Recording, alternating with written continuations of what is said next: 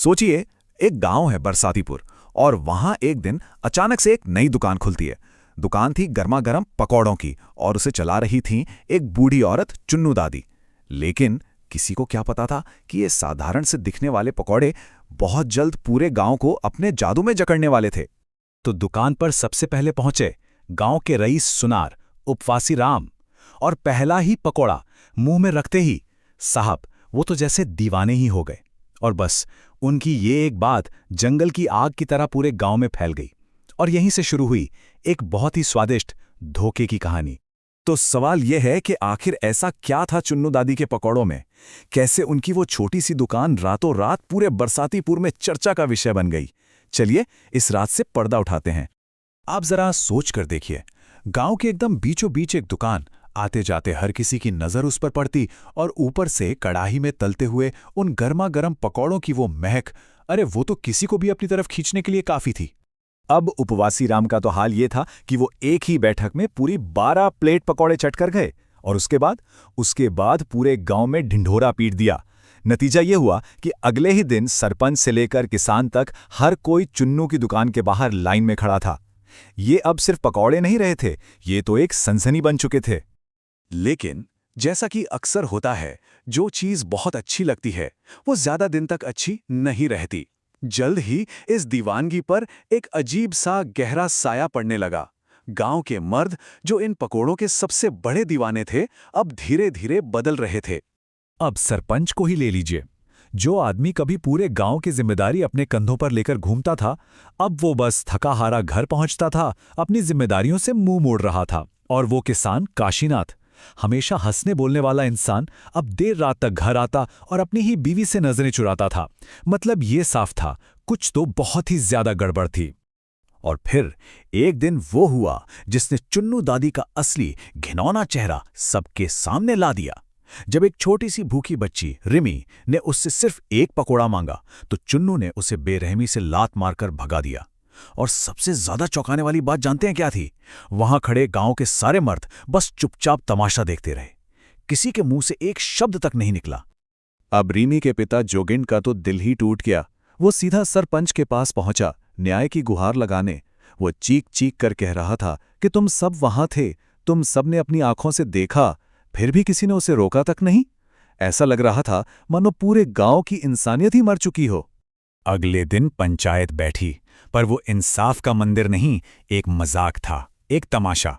चुन्नू ने बस सरपंच को आंखों ही आंखों में एक इशारा किया, और बस सरपंच ने भरी पंचायत में सफेद झूठ बोल दिया।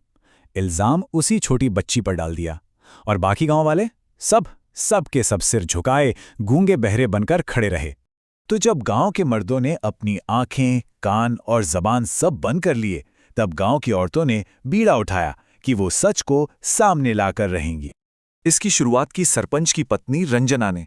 उसे अपने पति का ये बदला हुआ बर्ताव बहुत ज्यादा खटक रहा था।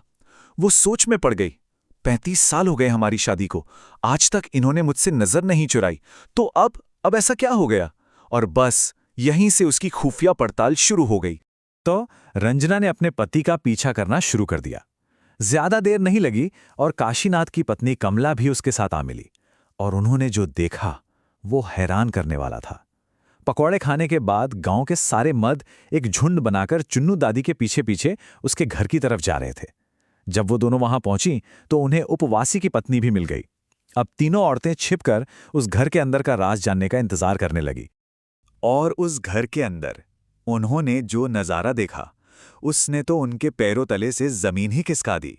ये सिर्फ पकोड़ों का नशा नहीं था, नहीं, ये कुछ बहुत बहुत ज्यादा भयानक था। जरा सोचिए, गांव का सरपंच चुन्नू की भैंसों का दूध निकाल रहा था, किसान काशीनाथ उसके खेतों में हल जोत रहा था, और वो अमीर सुनार उपवासी राम, वो चुन्नू के झूठे बर्तन साफ कर रहा था और अपनी ही दुकान से उसके लिए गहने ला रहा था। वो सब उसके गुलाम बन चुके थे। और तभी उन्होंने चुन्नू को बड़बड़ाते हुए सुना, इन सब की जमीनें, इनकी बीवियां, सब कुछ मेरा होगा। ये पूरा बरसातीपुर मेरा गुलाम गांव बनेगा। चुन्नू का असली खौफनाक इरादा अब शीशे की तरह साफ था। तो अब सवाल ये उठता है कि आखिर चुन्नू दादी अपने पकोड़ों में ऐसा मिला क्या रही थीं? ऐसी कौन सी चीज थी जो गांव के मर्दों को उसका गुलाम बना रही थी? उन औरतों ने छिपकर अपनी आंखों से वो पूरा राज देखा। चुन्नू ने एक काला कपड़ा निकाला, उस पर नींबू मिर्च घुमाया, कोई अजीब डरावना सा मंत्र पढ़ा और फिर एक भस्म जैसी चीज उन पकौड़ों पर छिड़क दी। वो उन पकौड़ों पर काला जादू कर रही थी। अब जब सच्चाई सामने आ ही चुकी थी तो उन औरतों ने ठान लिया कि वो चुप नहीं बैठेंगी। अब बहुत हो चुका था। उन्होंने फैसला किया कि इस जादूगरनी को उसी के जादू से सबक सिखाया जाएगा, लोहे को लोहे से काटा जाएगा। तो अगली सुबह जैसे ही चुन्नू अपने वो शापित पकोड़े तैयार करने लगी, रंजना, कमला और उपवासी की पत्नी ने अचानक उसी की रसोई में उस पर धावा बोल दिया। रंजना ने मजबूती से उसका हाथ पकड़ा और बोली, बहुत हुआ तेरा खेल, अब तू ही सबको सच्चाई बताएगी। बाजी पूरी तरह से पलट चुकी थी। उन्होंने उन्हीं में से एक शापित पकौड़ा उठाया और जबरदस्ती चुन्नू के मुंह में ठूंस दिया, और जैसे ही वो पकौड़ा उसके हलक से नीचे उतरा, उसका अपना ही जादू उसी पर उल्टा पड़ गया। वो कांपते हुए जमीन पर ढेर हो गई। बस जादू का असर टूट चुका था। चुन्नू ने पूरे गांव के सामने अपना हर एक गुनाह कबूल किया। गांव के मर्दों को भी होश आ गया और सजा के तौर पर चुन्नू को अपनी दुकान खुद जलानी पड़ी और उसे हमेशा हमेशा के लिए गांव से बाहर निकाल दिया गया।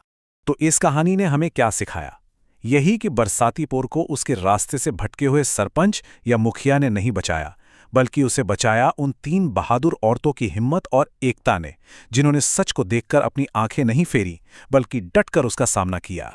ये कहानी हमें सोचने पर मजबूर करती है कि जब लालच और बुराई अच्छाई का नकाब पहनकर हमारे सामने आते हैं, तो उस धोखे को पहचानने और उसके खिलाफ आवाज उठाने का साहस आखिर किस में होता है?